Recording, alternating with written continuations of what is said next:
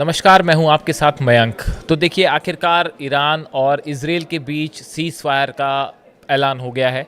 और ट्रंप की तरफ से पहले हुआ ये ऐलान, उसके बाद अब नेतन्याहू ने भी कंफर्म किया है, और अब्बास अराक्ची जो विदेश मंत्री हैं ईरान के, इन्होंने भी ये कहा है कि सीज़ फायर अब हो चुका है। देखिए, लेकिन इस पूरे जंग में जो एक्सपर्ट्स मान के चल रहे हैं काफ़ी सारे, वो ये बता रहे हैं कि इस जंग में ईरान की बहुत बड़ी जीत हुई है। अब ऐसा क्यों कहा जा रहा है कि इस जंग में ईरान की बड़ी जीत हुई, ऐसा क्यों कहा जा रहा है? मैं आपको 7-8 पॉइंट्स गिनाता हूं, उसके आधार पर आप खुद समझने की कोशिश करिए क्यों क्यों क्यों कहा जा रहा है कि ईरान की जीत हुई है। देखिए, सबसे पहली बात, इस जंग में इजराइल और अमेरिका दोनों मिलकर लड़े। अमेरिका ने आखिरी में साथ दिया इजराइल का, लेकिन ईरान ने दोनों को करारा जवाब दिया। अपने दम पर अकेले ईरान लड़ता रहा आखिरी तक। और देखिए, ईरान बिल्कुल नहीं झुका, बिल्कुल नहीं डरा, बिल्कुल नहीं पीछे हटा। ईरान ने सरेंडर नहीं किया। जो ट्रंप बार बार कहते रहे ईरान को कि सरेंडर कीजिए, सरेंडर कीजिए, बिना शर्त सरेंडर कीजिए, ईरान ने सरेंडर नहीं किया। और आखिरी समय तक ईरान ने जो है वो ज़बरदस्त जंग की है। देखिए, कल जब अल उदेद एयरबेस पर ईरान की तरफ से बैलिस्टिक मिसाइल्स फायर हुई, 14 बैलिस्टिक मिसाइल्स फायर हुई अमेरिका के जो एयरबेस है अल उदेद एयरबेस पर। उसके बाद जो है अली खामेनी साहब जो सुप्रीम लीडर हैं, इनकी तरफ से जो बयान आया, उस बयान को जरा गौर से सुनिए। उन्होंने कहा, ईरान आत्मसमर्पण करने वाला राष्ट्र नहीं है। जो लोग ईरान के इतिहास और लोगों को जानते हैं वो ये बात अच्छी तरह से जानते हैं, ईरान किसी के सामने झुकेगा नहीं। हम किसी के द्वारा जाति को किसी भी हाल में स्वीकार नहीं करेंगे। देखिए, खामेनी साहब ने पहले ही कह दिया था कि चाहे आप लाख हमले कर लीजिए, चाहे जो कर लीजिए, ईरान कभी झुकने वाला नहीं है। और कल उन्होंने जब ये अमेरिकी की बेस पर मिसाइल अटैक हुआ और ईरान की तरफ से दावा किया गया कि हमने अल उदेद एयर बेस का जो मेन पोर्शन है उस पर एक मिसाइल हमारी हिट हुई है और उसको हमने उड़ा दिया है, उसके बाद देखिए पूरे तेहरान में जश्न की तस्वीरें रात भर आती रहीं। सैकड़ों लोग अपने व्हीकल्स पे जो है, हज़ारों लोग अपने व्हीकल्स पे जो है वो सड़कों पर ईरान के थे और सिर्फ अल्लाह अकबर के नारे लग रहे थे। उसके बाद जो है, देखिए, पहली बात तो ये हुई कि ईरान ने अपने दम पर अकेले इजराइल और अमेरिका दोनों को सीज फायर के लिए मजबूर किया है। दूसरी बात जो कही जा रही है, देखिए, लगातार इजराइल और अमेरिका की तरफ से कोशिश हो रही थी कि ईरान में लीडरशिप चेंज हो जाए, खामेनी साहब की जो रिजीम है ये चेंज हो जाए, ये तख्ता पलट हो जाए। लेकिन लाख कोशिशों के बावजूद ना अमेरिका इसमें कामयाब हो पाया, ना इजराइल इस पर कामयाब हो पाया। कोई खामेनी साहब को छू भी नहीं पाया। खबरें आ रही थी कि उनके ऊपर हमला हो सकता है, उनके असैसिनेशन के ऑर्डर दे दिए हैं नेतन्याहू ने, इस तरह की तमाम खबरें आई, लेकिन खामेनी साहब को कोई छू भी नहीं पाया और ना ही उनकी कोई सत्ता चेंज हो पाई। ये दूसरी बड़ी कामयाबी ईरान की। तीसरी सबसे बड़ी कामयाबी, ईरान का यूरेनियम सेफ है, सुरक्षित है। ये दावा है ईरान का। ईरान की तरफ से कहा गया कि फोर्दो पर, इसके पहले कि फोर्दो पर अमेरिका के B-2 बॉम्बर्स हमला करते, GBU-57 जो बॉम्ब है वो ड्रॉप किया जाता, उसके पहले ही फोर्दो से जो एनरिच्ड यूरेनियम है उसको सुरक्षित जगह पहुंचा दिया गया था। यानी जिस बात को लेकर ये पूरा हमला किया गया, ईरान पर जंग थोपी गई, इजराइल ने हमले किए, अमेरिका ने हमले किए, जिस यूरेनियम को के लिए इतना जो है वो लड़ाई हो गई, जंग हो गई, वो यूरेनियम ईरान के मुताबिक अब भी सुरक्षित जगह पर है और बिल्कुल सेफ है। चौथी बड़ी बात, कहा गया अमेरिका की तरफ से कि हमने तीनों न्यूक्लियर साइट्स तबाह कर दी हैं ईरान की। लेकिन ईरान का दावा है कि जो फोर्दो न्यूक्लियर प्लांट है, इसकी इंटरनल टनल और एक्सटर्नल टनल को ही नुकसान हुआ है। ये कई 100 फीट नीचे है ज़मीन के, तो इसका जो कोर एरिया है वो अब भी सुरक्षित है, ऐसा ईरान की तरफ से दावा किया गया है। देखिए, अभी कुछ दिनों पे इस पे रिपोर्ट्स आएगी। एक बात तो तय है कि IAEA की तरफ से कंफर्म किया गया है कि फोर्दो से कोई रेडिएशन नहीं हुआ।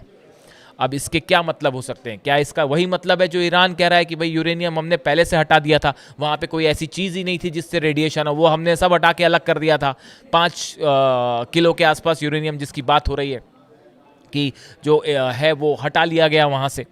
तो अब देखिए, इन हालात में क्या फोर्दो न्यूक्लियर प्लांट अब भी कोर एरिया, उसका सेंट्रीफ्यूजेस अब भी सुरक्षित है? क्या ईरान फिर से यूरेनियम एनरिचमेंट वहां पे आगे बढ़ाएगा? ये अभी सीज फायर में क्लियर नहीं है। क्या ईरान जो बार बार कहता रहा कि हमारा राइट्स है न्यूक्लियर एनरिचमेंट का और हम इसे जारी रखेंगे, क्या इसे आगे बढ़ाएगा ईरान? इस बारे में अभी कोई चीज साफ नहीं हुई है। ये चौथी बड़ी कामयाबी हुई ईरान की इस युद्ध में।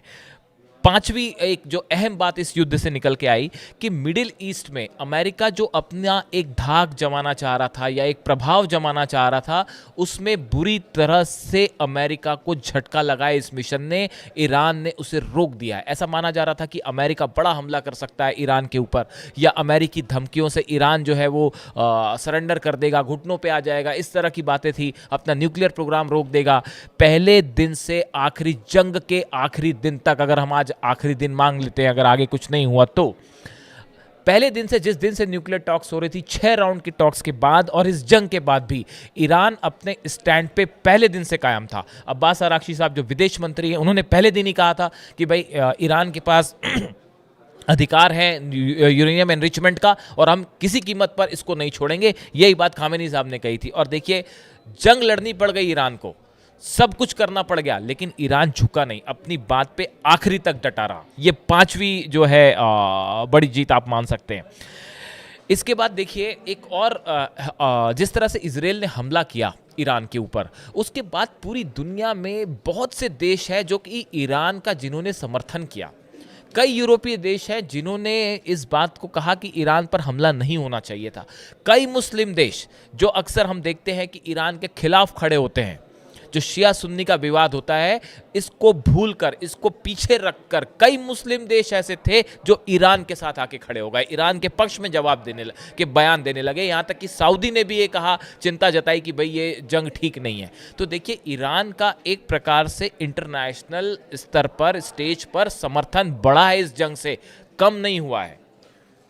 सातवीं बड़ी बात आप देखिए कि इस जंग में ईरान के काफ़ी सारे जो है कमांडर्स शहीद हुए, इसमें दो राय नहीं है। ईरान के काफ़ी सारे कमांडर्स एयर स्ट्राइक में उनकी शहादत हुई, लेकिन उसके बाद ईरान के जो लोग हैं वो पूरी मजबूती से एकजुट होकर खामेनी साहब के साथ उनके पीछे खड़े हो गए कि हम समर्थन करते हैं। जो इस तरह की खबरें आ रही थी कि अंदर से तख्ता पलट की कोशिशें हो सकती हैं, अंदर से एक फ्रैक्शन खामेनी साहब के अगेंस्ट जा सकता है, ऐसा नहीं हुआ। ईरान की जनता पहले के मुकाबले और एकजुट हो गई। ये सातवीं जो है वो ईरान की इस युद्ध में बड़ी जीत हुई।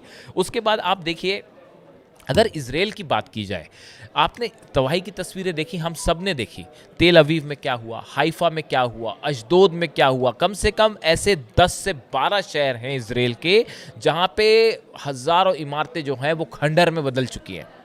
जबरदस्त तबाही हुई है, जिसका अंदेशा ना इजराइल को था, ना अमेरिका को था, ना यूरोप को था। आयरन डोम पूरी तरह से फेल हुआ है, एरो फेल हुआ है, थार्ड फेल हुआ है।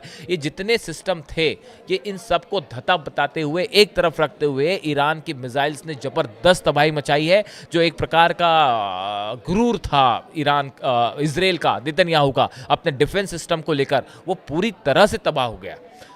आठवीं बड़ी बात हम आपको बताते हैं, इस पूरी जंग में ईरान की जो मिसाइल्स हैं, चाहे आप देखिए, पहले तो normal first stage ballistic missiles fire की ईरान ने, वही जो है बहुत ज़्यादा नुकसान पहुंचाया उससे पहले स्टेज पर। उसके बाद जब हमले तेज हुए ईरान के ऊपर, तो ईरान ने अपनी आत्मरक्षा की, सेल्फ डिफेंस किया और फतेह वन का इस्तेमाल किया। सबसे पहले फतेह वन से बड़ा नुकसान हुआ है इजराइल को। उसके बाद हम देखें कि इसमें कई और ऐसी बैलिस्टिक मिसाइल शामिल हुई, हाइपरसोनिक मिसाइल शामिल हुई, जो बेहद खतरनाक साबित हुई हैं। जैसे कि फतेह 2 का इस्तेमाल हुआ। खैबर शिकन मिसाइल, इस मिसाइल ने तो वाकई जो जबरदस्त तबाही मचाई इजराइल में।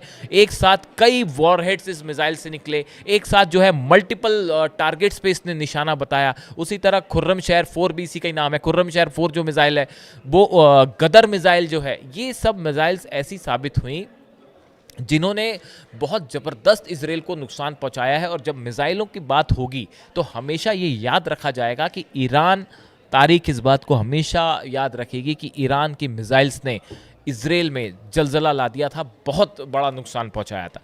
तो देखिए, अब अगर हम ऐसे पॉइंट्स गिने, जहां तक सवाल है क्या ईरान का न्यूक्लियर प्रोग्राम अब थम जाएगा, अब आगे क्या होगा, ये अभी टॉक्स टेबल पे आनी बाकी है। अभी ये सीज फायर सिर्फ हमले रुके हैं, अभी आगे क्या होता है ये अभी तय नहीं है। ईरान ने कहीं नहीं ये कहा है कि भाई हम अपना न्यूक्लियर एनरिचमेंट प्रोग्राम रोक देंगे या हम जो है अमेरिका की शर्तें मान लेंगे। ईरान ने ऐसा कहीं नहीं कहा है।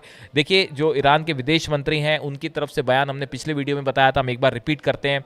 The military operation of our powerful arm forces to punish Israel for its aggression continued until the very last minute at 4 AM। इन्होंने ये बयान दिया था कि भाई आखिरी समय तक हमने जंग की है, और उसके बाद अब उनका ये कहना है कि आने वाले वक्त में, आने वाले चंद दिनों में आगे क्या करना है, क्या टॉक्स शुरू होती हैं, इस पे अभी विचार होना बाकी है। तो देखिए, इस युद्ध का फिलहाल जो है नतीजा आउटकम था, ईरान भारी पड़ा है इजराइल के ऊपर, इसमें दो राय नहीं है। अब इसमें आगे जो भी डेवलपमेंट्स होते हैं हम आप तक लेके आएंगे। Thank you so much.